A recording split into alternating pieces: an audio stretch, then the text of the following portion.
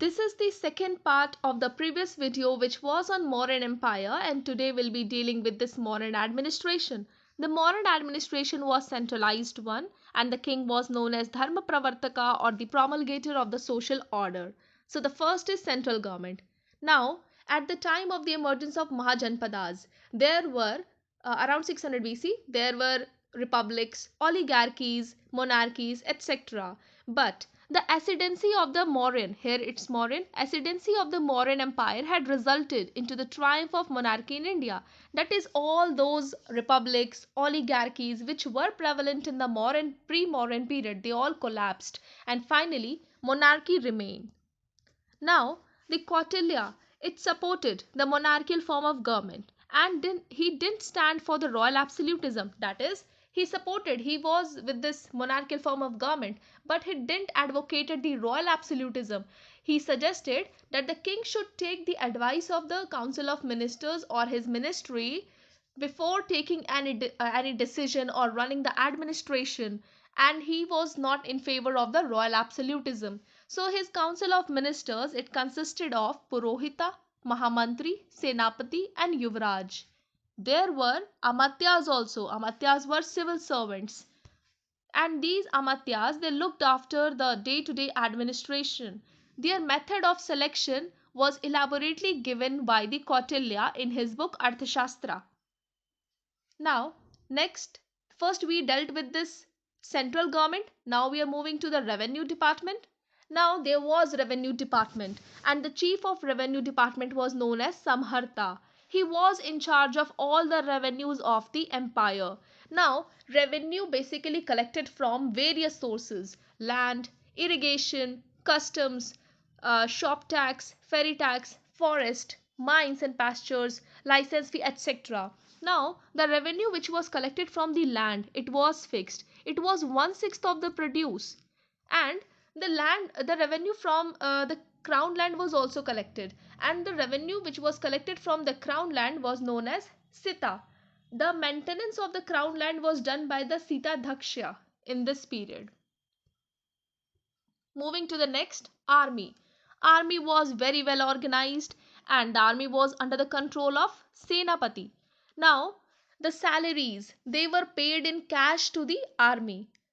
There was not the prevalence of jagirdars, etc. The salaries were paid in cash to the army. Now, according to the Greek author Pliny, army consisted of in total 6 wings, and the 4 wings were 6 lakh infantry, 30,000 cavalry, 9,000 elephants, 8,000 chariots, and the other 2 wings were navy and the transport and supply wings. Now, each wing of this army was under the control of adhyakshas, or the superintendents. Now, Megasthenes mentions 6 boards of 5 members to control these 6 wings of the military. Now, some terminology. Sannidhatta. Sannidhatta, he was the treasurer or the custodian of the state treasury. Then Sansthaadhyaksha, superintendent of the markets.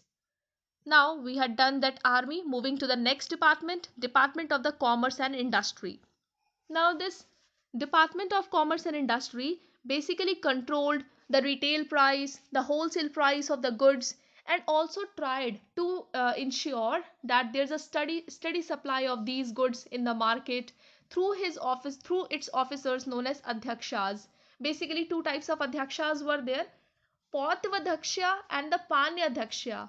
The Panyadhaksha were the in charge of this commerce department, and Patvadhaksha took care of the weights and measures. So generally you can call them as adhyakshas. So means these officers were known as adhyakshas, and they controlled the weights and measures. They levied the custom duties on the various goods. They regulated the foreign trade. So the Department of Commerce and Industries, this department controlled these weights and measures, custom duties and the foreign trade through its officers known as adhyakshas. Now again a terminology. Antravanishika, chief of the palace guards, were known as Antravanishka. The next is, we have done this Department of Commerce and Industry. Moving to this next, the next part of the administration is Judicial and Police Department. Kautilya mentions both civil as well as criminal court. The Chief Justice of Supreme Court at the capital, which was there at the capital, was under the control of Dharmadhikarin. There were subordinate courts. The subordinate courts at the provincial level and the district level, and these subordinate courts were under the control of Amatyas, also known as civil servants. There were prevalence of punishments like of various kinds like fines, imprisonment, mutilation, death. Even torture was used to explore the truth. Next, one can find the various police stations like after reading or going through these sources, there were police stations in all the principal centers. Both Kautilya's Arthashastra as well as the Ashokan edicts mention about the jails and the jail officers. There were Dhamma Mahamatras, and these Dhamma Mahamatras, they were asked, or we can say they advised by the Ashoka to take these steps against the unjust imprisonment. There was this remission of sentences. Now we see the next regular, this census. Census was regular in the Mauryan Empire, and village officials or the municipal officials, they were responsible for the conduction of the census. They used to count the people with their details, with their caste, occupation, and they also counted the animals. That is, in the census both animals as well as the people, they were counted. And the census, which was census taken by these municipal officials, they basically tracked the movement of the people, both foreign as well as indigenous, and whatever data which were collected, they were cross checked by the spies in order to maintain the accuracy of the data. Now this census appeared to be the permanent institution in the Mauryan period. That's why the census was regular. So it's a special feature of the Mauryan Empire. Next, moving to the provincial as well as the local administration. The whole empire was divided into 4 provinces, and this Patliputra also, with their capitals at Takshila, Ujjain, Suvarnagari and Kalinga. Now, provincial governors who controlled these 4 provinces, they were appointed from the members of the royal family. That is, the provincial governors were generally from the royal family, and they were responsible for maintaining the law and order, for collection of the revenue or the taxes. Now, this provinces were further divided into district, and the district administration was under the control of Rajukas, and these Rajukas were assisted by the Yuktas. So at the top level were these Pradesikas, and then after that Rajukas, and then after that Yuktas, or the subordinate officials. Now this Pradeshika, he was basically he was the senior one, and he was at the level of this, he was the administrator, etc. And if we talk about this Rajukas, they are similar to the modern day collectors. Now, village administration. Village was after the district administration, we moved to village administration. First we saw this provincial administration, then district administration, and then village administration. The head of the village was Gramani, that is, it was in the control of the Gramani, and the official was known as Gopa, in charge of approximately 10 to 15 villages. Both Kautilya as well as the Megastheni provided the system of municipal administration. In the Arthashastra, there is a chapter on the role of the Nagrika, or the city superintendent of the municipality. City superintendent, he was responsible for the maintenance of law and order. His chief duty was the maintenance of the law and order. Now, Megastheni refers to the 6 committees of the 5 members to look after the administration of the Patliputra, and these 6 committees, they looked after the industries, the foreigners, the registration of the births and deaths, the trade, foreign trade, etc., manufacturing of the sale of goods, collection of the taxes, etc. Now, this Antapal or the Antapal looked after the border forts, or we can say the frontier forts. Then we have Rajapati. He was the officer in charge of the pastoral lands. Now the last, I guess, the art and architecture part of the Mauryan Empire. Now the monuments which were made before Ashoka, or which were constructed before the before this rule of Ashoka, they were generally built by wood, so they perished. The use of stone, it started from the Ashoka, so we can find some of the Ashokan pillars, etc., still prevalent today. So before that, the main element for the manufacturing of this monuments was wood, so they all perished. But after the period of Ashoka, the stone was used, so we can still find them.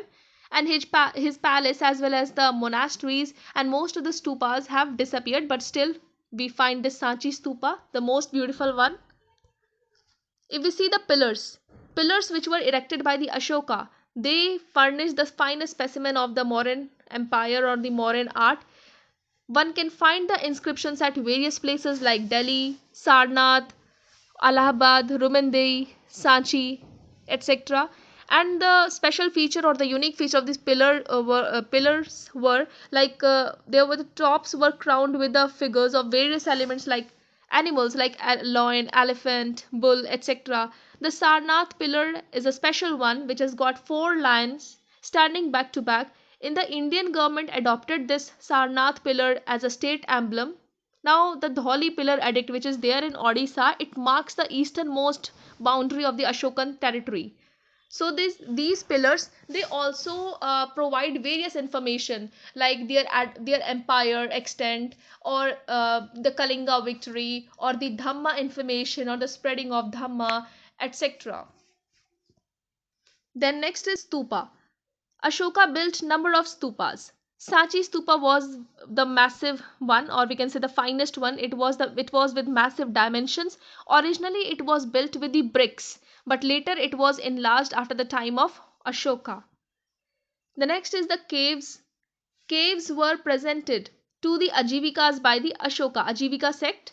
So these caves were gifted or donated to the Ajivika sect by the Ashoka and his son Dasrath. Interior walls of these caves were polished like the mirror, and these caves were used by the monks as a place of residence.